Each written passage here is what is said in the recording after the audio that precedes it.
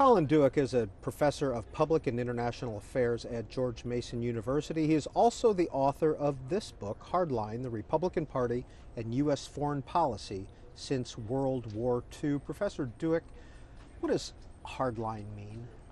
Well, I chose the title because I think it sums up one of the main arguments of the book, which is that the Republican Party, at least since the 1950s, has had a foreign policy approach that tends to be hardline, by which I mean hawkish on foreign policy, taking very seriously the idea that there are threats out there to the United States and trying to be kind of uncompromising in the face of those threats. That's been pretty consistent.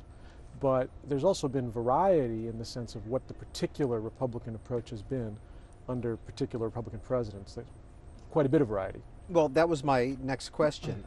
67 years since the end of World War II, about 66, 67 years. Right. 34 of those years have had Republican presidents. Has there been a consistency amongst those Republican presidents? So the main consistency has been the one I just described, the idea that the U.S. has been engaged under Republican presidents. There hasn't been an isolationist Republican president, right, since the 20s. Tendency toward a hardline approach. That's been the consistency. The variety, though, has been that somebody like, let's say, Bush 41, Bush Sr., and Bush 43, Bush Jr., followed very different foreign policies in some ways. And the two of them, each different from Richard Nixon or Ronald Reagan as well. How were the two Bushes different from Ronald Reagan, et cetera? Well, the first Bush, for example, I mean, his main emphasis was on stability, prudence, caution. I mean, he was trying to preside over very dramatic changes and maintain U.S. national interests. I think he was pretty successful in doing that. Bush 43, after 9/11, was convinced of an approach that was much more idealistic, that the U.S. would try to undercut support for terrorism by invading Iraq, democratizing the Middle East. I mean, really very different from what his father's approach had been. Now, in your book, Hardline, you have chapters as well on Barry Goldwater and Robert Taft. Right. Why? I chose those two because those are senators who were particularly good indicators of Republican opinion, conservative Republican opinion at crucial moments. Goldwater, of course, was the Republican nominee for president in '64. Taft ran repeatedly, never quite won.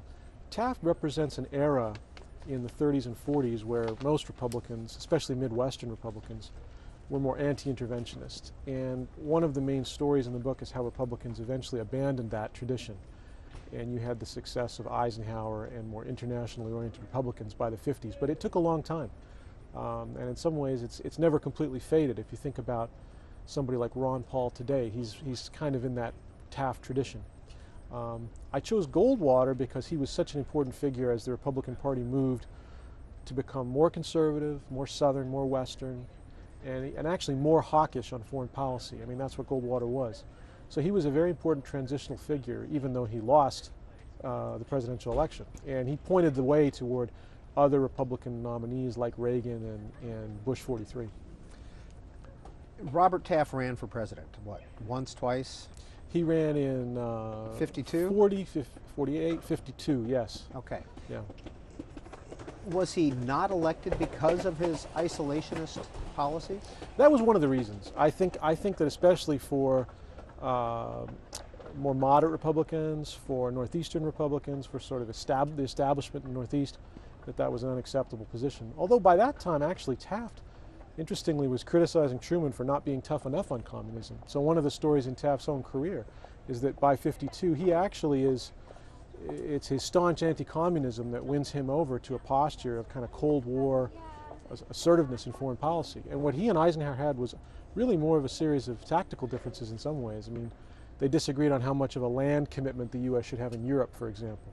But by the early 50s, Taft was pretty hard line on anti-communist foreign policy. You begin your book at the end of World War II. Is this a reaction, the Republican reaction to the FDR presidency? Yeah, I think Republicans were definitely inclined to oppose FDR in many cases, including his foreign policy, because they just opposed him so bitterly on the domestic side. I mean, that was part of it. And you see that in both parties back and forth. And they associated FDR's New Deal with the liberal internationalism that had won out during the war. So some of the more conservative Republicans were very skeptical about the idea that the U.S. should play a leading role through multilateral organizations like the United Nations after World War II. Professor Dueck, when you hear the phrase partisan politics stops at the water's edge, what do you think? Well, it doesn't. I mean, a couple of senses. For one thing, Democrats and Republicans have genuine differences. Liberals and conservatives have genuine differences on how America should be involved in the world. So in that sense, these are principal disagreements, right? And they show up in partisan politics. Also, of course, both parties use foreign policy sometimes as a kind of political instrument to critique the other side. It's one more element of partisan politics, sometimes regardless of what the president's saying or doing. You see that as well. Ronald Reagan won the Cold War. I think Ronald Reagan played a vital part in winning the Cold War. The way that he did it was to ramp up pressure across the board when he took over in 1981, militarily, economically, diplomatically, ideologically.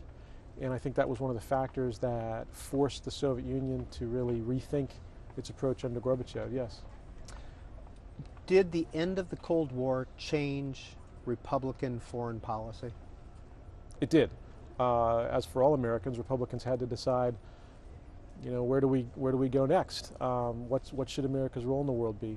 And for Republicans especially, the anti-communism had been such a unifying force during the Cold War.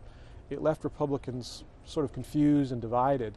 There was the sort of Pat Buchanan wing, more isolationist wing in the 1990s. There was the more realist, kind of Henry Kissinger type school of thought. There were American nationalists who believed in military strength but were more skeptical of humanitarian intervention. And I think George W. Bush ended those disagreements for a while through the concept of the war on terror, but they have resurfaced today. They have resurfaced today with Barack Obama as president, and you see that. Professor Dueck, when Lyndon Johnson was president or Jimmy Carter was president, was there a vast change in American foreign policy? I think Carter actually really tried to bring about some dramatic changes. He was probably the only Cold War president that believed that you could get beyond the Cold War unilaterally. You could sort of declare an end to it unilaterally. I think he thought in '77 when he came in he could emphasize issues like human rights and North-South issues and try to move beyond what he called this inordinate fear of communism. And it turned out that the Soviet Union actually saw things a little differently and thought the Cold War was still continuing. So it was difficult to declare an end to it. And he, by the end of his presidency, was actually won back to more of a Cold Warrior position. Lyndon Johnson, you mentioned, I mean, he's best known for Vietnam, of course, his foreign policy. And actually, most Republicans at the time were very firm on the idea that Johnson should fight in Vietnam. Goldwater criticized Johnson for not standing up aggressively enough to communism in Vietnam. So that was actually the Republican position during the Johnson years, was, if anything, to be more aggressive against North Vietnam. Who makes foreign policy? Who creates foreign policy? Is it the intellectuals? Is it the scholastic types, or is it presidents? It's presidents, yeah. That's what I found. I think that the influence of intellectuals is overrated. I mean, probably the best example in recent years is neoconservatism. A lot of ink was spilled on this subject, neoconservatism. And really, I think if you look at the Bush years, talking here about George W. Bush, it was President Bush that made the key decisions, whether to invade Iraq, how to follow up these actions later on. Sometimes he did it in ways that neoconservatives didn't like. So at the end of the day, you had a group of intellectuals that were influential, but they were not making policy. And they were about as influential as it gets when it comes to foreign policy intellectuals. So foreign policy is not made by intellectuals, it's made by presidents. What's neoconservatism? Neoconservatism, the word is usually used to mean a version of Republican foreign policy approach, which is particularly hawkish, a belief that the U.S. should really promote democracy in the world, even by force if necessary. And this is something where there are roots in the broader American tradition. It's not exactly unheard of in American history. I mean, so I think the word is sometimes overused. That concept of neoconservatism taps into a lot of broader Republican and American traditions. I mean, most Republicans are pretty hawkish on American foreign policy when it gets right down to it. So to say that it was just neoconservatives